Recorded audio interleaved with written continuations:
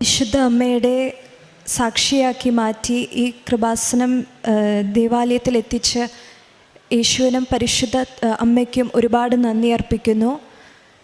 എൻ്റെ പേര് എലിസബത്ത്. ഞാൻ സെൻറ്റ് റീത്താസ് ഇടവക അങ്കമാലിയിൽ നിന്ന് വരുന്നു. ഞാൻ 2023 ഓഗസ്റ്റ് 1 ഉടമ്പടി എടുത്തത്. ഉടമ്പടി എടുക്കുന്നതിന് മുൻപ് തന്നെ അമ്മ എൻ്റെ അടുക്കൽ ഒരു സ്വപ്നത്തിൽ വന്ന് എനിക്കൊരു അനുഭവം നൽകിയിരുന്നു. അതായത് ഏകദേശം 2018-19 വർഷമാണ്. സ്വപ്നത്തിൽ ഉറങ്ങിക്കൊണ്ടിരിക്കുമ്പോൾ എൻ്റെ വീട്ടിൽ വലിയൊരു വെള്ളപ്പൊക്കം ഉണ്ടാവുകയും ഞാനും അപ്പയും അമ്മയും സ്വപ്നത്തിൽ ഇങ്ങനെയായിരുന്നു. ഞാനും അപ്പയും അമ്മയും കൂടി കൊന്ത ചൊല്ലിക്കൊണ്ട് സിറ്റ് ഔട്ടിൽ ഇരിക്കുമായിരുന്നു. അപ്പോൾ വെള്ളം ഒരു മതിൽ പോലെ സിറ്റ് ഔട്ടിൻ്റെ മുന്നിൽ കൂടെ പോകുന്നുണ്ട്. വീടിൻ്റെ ഉള്ളിലേക്ക് പ്രവേശിച്ചിട്ടില്ല. അതിൽ ഒരുപാട് ആൾക്കാരും ഒഴുകി പോകുന്നുണ്ട്. അതിൻ്റെ മേളിൽ പരിശുദ്ധ അമ്മ എനിക്ക് മാതാവിനെക്കുറിച്ച്, കൃപാസനം മാതാവിനെക്കുറിച്ച് ഞാൻ കേട്ടിട്ട് പോലും ഇല്ലാത്ത ഒരു സമയമായിരുന്നു അന്ന്. ഗ്രേ കളറിലൊരു മാതാവ് അതിൻ്റെ മേളിൽ നിൽക്കുന്നുണ്ട്. അത് ഞാൻ കണ്ടു. ഞാൻ വല്ലാണ്ട് ഭയന്ന് പേടിച്ച് സ്വപ്നത്തിൽ കരഞ്ഞുകൊണ്ടിരിക്കുകയായിരുന്നു. അപ്പോൾ അമ്മ അടുത്ത് കിടന്ന അമ്മ എന്നെ വിളിച്ചിട്ട് ചോദിച്ചു, എന്താണെന്ന് ചോദിച്ചു. അപ്പോൾ ഞാൻ ഈ സ്വപ്നം പറഞ്ഞു. അത് കഴിഞ്ഞ് അത് പോയി. പിന്നെ പിറ്റേ ആഴ്ച അമ്മയുടെ വീട് ചേർത്തലയാണ്. എൻ്റെ അമ്മ വീട്ടിലേക്ക് വരുന്ന സമയത്ത് അമ്മച്ചി പറഞ്ഞു, ഇങ്ങനെ ഇവിടെ അടുത്ത് കൃപാസനം ഒരു പള്ളിയുണ്ട്, അപ്പോൾ അവിടെ മാതാവിൻ്റെ ഒരുപാട് അത്ഭുതങ്ങൾ നടക്കുന്നുണ്ട്, അപ്പോൾ നിങ്ങൾ തിരിച്ച് പോണ വഴിക്ക് അവിടെ ഒന്ന് പോയി കയറിയിട്ട് പോയിക്കോ എന്ന് പറഞ്ഞു. അങ്ങനെ ഞങ്ങൾ ഇവിടേക്ക് വന്നു. വരുന്ന വഴി വിളക്കിൽ തൈലം ഉണ്ടായിരുന്നു. അപ്പോൾ തൈലം എടുത്ത് അമ്മ കൈകൊണ്ട് തൊട്ട് എൻ്റെ കാലിൻ്റെ അടിയിലൊരു 10-15 അരിമ്പാറ പോലെ കുരുക്കളുണ്ടായിരുന്നു. അവിടെ കുരിശ് വരച്ച് തന്നു. അതിനുശേഷം ഞങ്ങൾ ഈ ദേവാലയത്തിലേക്ക് കയറി. ഞാൻ ഇവിടെ വന്ന് മുട്ടുകുത്തിയപ്പോൾ നേരെ നോക്കിയപ്പോഴാണ് കാണുന്നത്, ഞാൻ സ്വപ്നത്തിൽ കണ്ട അതേ മാതാവാണ് ഇവിടെ ഈ ഫോട്ടോയിൽ ഉണ്ടായിരുന്നത്. അതേ ഗ്രേ കളർ മാതാവും ഞാൻ കണ്ട പോലെ തന്നെ വെള്ളത്തിന് മേളിൽ നിൽക്കുന്ന രൂപമായിരുന്നു. അപ്പം ഞാൻ അമ്മയടുത്ത് പറഞ്ഞു, അമ്മ, ഈ മാതാവിനെയാണ് ഞാൻ സ്വപ്നത്തിൽ കണ്ടത്. ഈ ഒരു വലിയ അനുഭവം മാതാവിനെ എനിക്ക് അറിയില്ലായിരുന്ന സമയത്ത് നൽകിയ അമ്മയ്ക്ക് ഞാൻ ഒരുപാട് നന്ദി അർപ്പിക്കുന്നു. അതിനുശേഷം ഇവിടെ നിന്ന് ഞാൻ പോയി ഒരു 2-3 ദിവസത്തിനുള്ളിൽ കാലിലുണ്ടായിരുന്ന ആ അരിമ്പാറ അത് മുഴുവനായി മാറി, ഫുൾ ക്ലിയറായി. അത് കഴിഞ്ഞ് പിന്നീട് ഒരിക്കൽ ഇതുപോലെ തന്നെ കയ്യിൽ റൈറ്റ് ഹാൻഡിൽ ചൂണ്ടുവിരലിൽ ഒരെണ്ണം മാത്രമായിട്ട് വീണ്ടും വന്നു. അത് കഴിഞ്ഞ് അതിങ്ങനെ കുറച്ച് വർഷങ്ങളായി പോയിക്കൊണ്ടിരിക്കുകയായിരുന്നു. പിന്നെ PG കഴിഞ്ഞപ്പോഴത്തേക്കും എനിക്ക് വിവാഹാലോചനയൊക്കെ വന്നു തുടങ്ങി. അപ്പോൾ എൻ്റെ അപ്പ 2022 ഇവിടെ വന്ന് ഉടമ്പടി എടുത്തു, സെപ്റ്റംബർ മാസം. അപ്പോൾ അതിലെ മെയിൻ നിയോഗം എനിക്ക് നല്ലൊരു ജീവിത പങ്കാളിയെ ലഭിക്കാൻ വേണ്ടിയിട്ടായിരുന്നു. അതിനുശേഷം അമ്മ ഇവിടെ വന്നിട്ട് എനിക്കൊരു ജപമാല വാങ്ങിച്ചിട്ടാണ്, 2-3 ജപമാല വാങ്ങിച്ചിട്ട് വീട്ടിലേക്ക് വന്നത്. എന്നാൽ അത് ആദ്യം എനിക്ക് തന്നിരുന്നില്ല. ഞാൻ എന്നും ജപമാല കൈ പിടിച്ചുകൊണ്ട് നടക്കുന്ന ഒരു വ്യക്തിയാണ്. ഞാൻ ഉപയോഗിച്ചുകൊണ്ടിരുന്ന ജപമാല കാണാണ്ടായി. ആദ്യത്തെ ജപമാല കാണാണ്ടായി. ഞാൻ പുതിയത് വേറെ ഒരെണ്ണം എടുത്തു. രണ്ടാമത്തെ ദിവസം രണ്ടാമത്തെ ജപമാല കാണാണ്ടായി. പിന്നെ 3-ാമത്തെ ദിവസം ഞാൻ ഇൻറ്റേൺഷിപ്പിന് പോകാനായിട്ട് നിന്നപ്പോൾ ഞാൻ അമ്മയുടെ അടുത്ത് എനിക്കൊരു ജപമാല തരുമെന്ന് ചോദിച്ചു. അമ്മ, എനിക്ക് ഇവിടെ നിന്ന് കൃപാസനത്തിൽ നിന്ന് വാങ്ങിച്ച ജപമാലയാണ് എനിക്ക് തന്നത്. ഞാൻ ആ ജപമാല കൊണ്ട് 2-3 ദിവസം ജപമാല എത്തിച്ചു. അപ്പോഴത്തേക്കും എനിക്ക് കയ്യിൽ വന്നിരുന്ന ആ ഒരു അരിമ്പാറ കൂടി മാറി. അപ്പോൾ എനിക്കത് ഉറപ്പായി, കാലിലേ മാറിയത് കൃപാസനം അമ്മയുടെ അനുഗ്രഹം കൊണ്ട് തന്നെയാണെന്ന് എനിക്ക് ഉറപ്പ് വരുത്തി. അങ്ങനെ ഇൻറ്റേൺഷിപ്പ് കഴിഞ്ഞപ്പോഴത്തേക്കും കാര്യമായ രീതിയിൽ വിവാഹാലോചന മുന്നോട്ട് പോയിക്കൊണ്ടിരിക്കുകയായിരുന്നു. 2-3 പേരെയൊക്കെ കണ്ടു. പക്ഷേ എനിക്കും എൻ്റെ കുടുംബത്തിലുള്ള അംഗങ്ങൾക്കൊന്നും ശരിയായൊരു തീരുമാനമെടുക്കാൻ സാധിക്കുന്നില്ല. ഏതാണ് ഫോർവേഡ് ചെയ്യേണ്ടതെന്ന് ഞങ്ങൾക്ക് അറിയുന്നുണ്ടായിരുന്നില്ല. അങ്ങനെ വലിയൊരു പ്രതിസന്ധി ഘട്ടത്തിൽ പല പ്രശ്നങ്ങളും ഉണ്ടായിരുന്നു കുടുംബത്തിൽ. അപ്പോൾ എൻ്റെ ചേച്ചിക്ക് 3 പ്രാവശ്യം പരിശുദ്ധ അമ്മയുടെ സുഗന്ധ അഭിഷേകം ലഭിക്കുകയുണ്ടായി. പിന്നെ ചേച്ചിയുടെ ഹസ്ബൻഡിന് ഒരു പ്രാവശ്യം സുഗന്ധ അഭിഷേകം ലഭിച്ചു. ഇതൊക്കെ മാതാവ് ഞങ്ങളെ കൂട്ടിക്കൊണ്ടു പോകുക എന്നുള്ളൊരു ഉറപ്പാണ് ഞങ്ങൾക്ക് നൽകിയിരുന്നത്. അത് കഴിഞ്ഞ് അപ്പം ഇവിടെ വന്ന് സിസ്റ്ററിനെ കണ്ടു പറഞ്ഞു, ഇങ്ങനെ ഏതാണ് മുന്നോട്ട് പോകേണ്ടത് ഞങ്ങൾക്ക് അറിയണില്ല. അങ്ങനെ പറഞ്ഞ് സംസാരിക്കുന്നതിനിടയിൽ സിസ്റ്റർ പറഞ്ഞു മോളോട് വന്ന് ഇവിടെ ഉടമ്പടി എടുക്കാൻ പറഞ്ഞു. അങ്ങനെ ഞാനിവിടെ വന്ന് 2023 ഓഗസ്റ്റ് 1 ഞാൻ ഉടമ്പടി എടുത്തു. ഉടമ്പടി എടുത്ത് 1.5 ആഴ്ചയ്ക്കുള്ളിൽ ഞാനൊരു സ്വപ്നം കണ്ടു. ജോസഫ് അച്ഛൻ സ്വപ്നത്തിൽ വന്ന് എൻ്റെ മുന്നിൽ ഇരിക്കുന്നുണ്ട്. അപ്പോൾ ഞാൻ നേർച്ച വസ്തുവായിട്ട് തേൻ മാത്രമാണ് ഉപയോഗിച്ചുകൊണ്ടിരുന്നത്. അപ്പോൾ അച്ഛൻ പറഞ്ഞു തേൻ മാത്രമല്ല ഉപ്പും ഉപയോഗിക്കണം എന്ന് പറഞ്ഞ് ഞാൻ തേനും ഉപ്പും ഉപയോഗിച്ചു തുടങ്ങി. ഉപ്പും ഉപയോഗിക്കണം, നിൻ്റെ ആഗ്രഹം നടക്കുമെന്ന് അച്ഛൻ സ്വപ്നത്തിൽ വന്ന് പറഞ്ഞിട്ട് പോയി. പിറ്റേ ദിവസം തൊട്ട് ഞാൻ തേനും ഉപ്പും ഉപയോഗിച്ചു തുടങ്ങി. പരിശുദ്ധ അമ്മയുടെ തൈലം അപ്പം ഉടമ്പടി എടുത്ത കാലം തൊട്ട് ഞങ്ങളെന്നും നെറ്റിയിൽ കുരിശ് വരയ്ക്കുകയും 2 കൈകളിലും തൈലം വെച്ച് കുരിശ് വരച്ചിട്ടാണ് രാവിലെയും രാത്രിയും ഞങ്ങൾ പോയിക്കൊണ്ടിരുന്നത്. അങ്ങനെ ഉടമ്പടിയുടെ കാര്യങ്ങളെല്ലാം കൃത്യമായി നിറവേറ്റി പോയിക്കൊണ്ടിരിക്കുകയായിരുന്നു.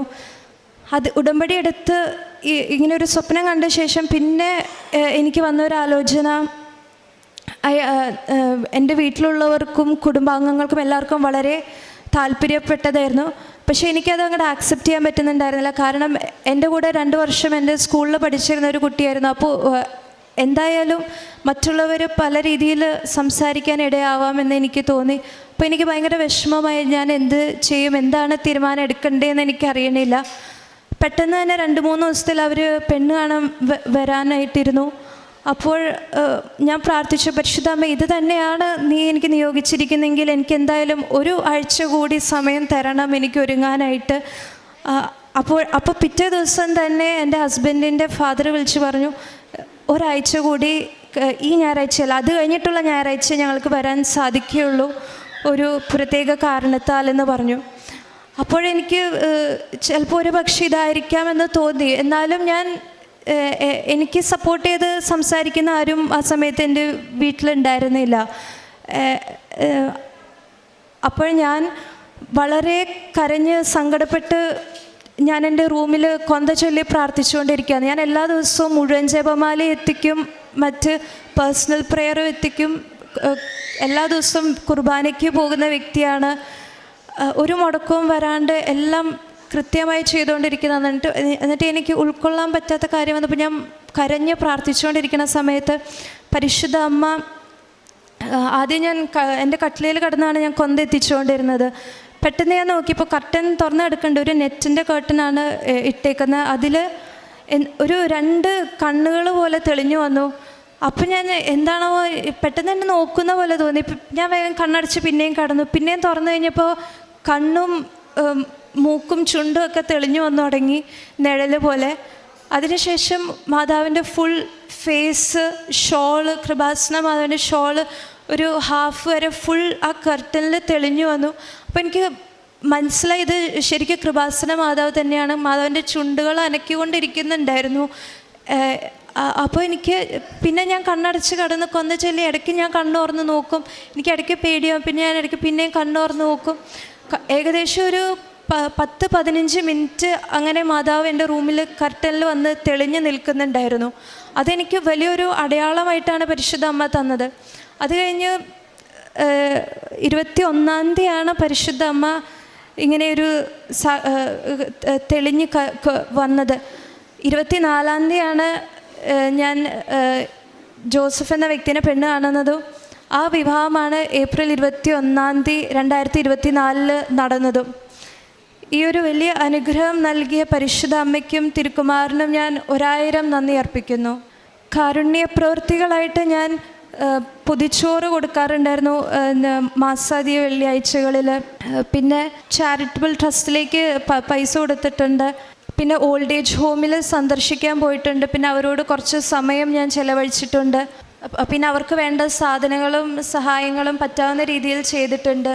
പിന്നെ പ്രേക്ഷിത പ്രവർത്തനമായിട്ട് ഞാൻ ഇവിടുത്തെ പത്രം ഇവിടുന്ന് അങ്കമാലിക്ക് പോകുന്ന വഴി ഓരോ സ്ഥലങ്ങളിലും നിർത്തി ഫുൾ കൊടുത്ത് പത്രത്തിൽ കുരിശ് വരച്ച് വിശ്വാസ പ്രമാണം ചൊല്ലി ഓരോ വ്യക്തികൾക്കും ഇത് എത്തിക്കേണ്ടോടത്തേക്ക് എത്തിക്കാൻ സഹായിക്കണേ മാതാവേ എന്ന് പ്രാർത്ഥിച്ചിട്ടാണ് ഞാൻ ഓരോ വ്യക്തികൾക്കും കൊടുത്തുകൊണ്ടിരുന്നത്. ഇതൊക്കെയാണ് ഞാൻ ചെയ്തുകൊണ്ടിരുന്ന കാര്യങ്ങൾ. സ്നേഹം നിറഞ്ഞവരെ, നമ്മളുടെ മുൻപിൽ എലിസബത്ത് നെൽസൺ എന്ന സഹോദരിയാണ് തൻ്റെ ഉടമ്പടി ജീവിത സാക്ഷ്യം പങ്കുവച്ചത്.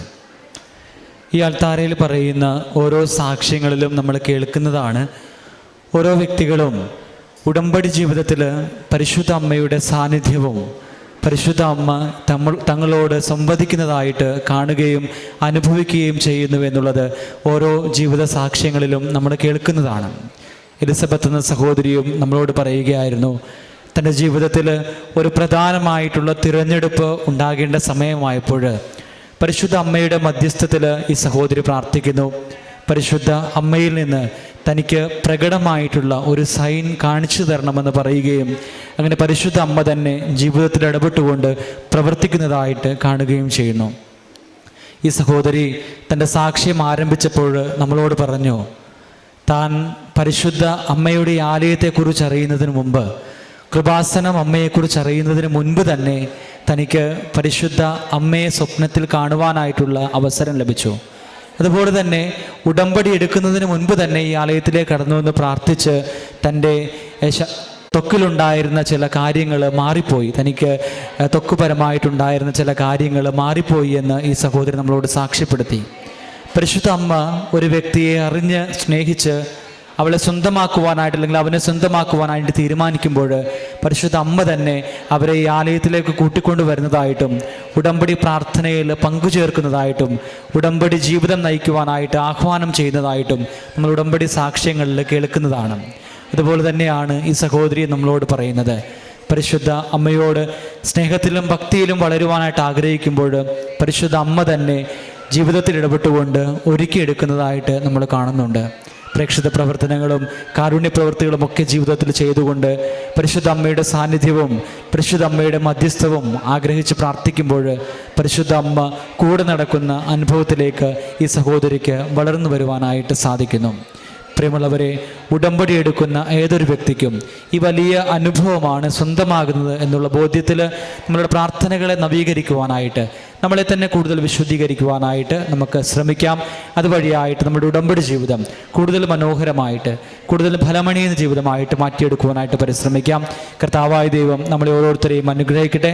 ഈ സഹോദരിയോടും കുടുംബത്തോടും ചേർന്നുകൊണ്ട് ദൈവത്തിരുനാമത്തെ മഹത്വപ്പെടുത്തി പരിശുദ്ധ അമ്മയ്ക്കും തിരുക്കുമാരനും നന്ദി പറഞ്ഞ് ഇരുകരങ്ങളും അടിച്ച് നമുക്ക് ദൈവനാമത്തെ മഹത്വപ്പെടുത്താം.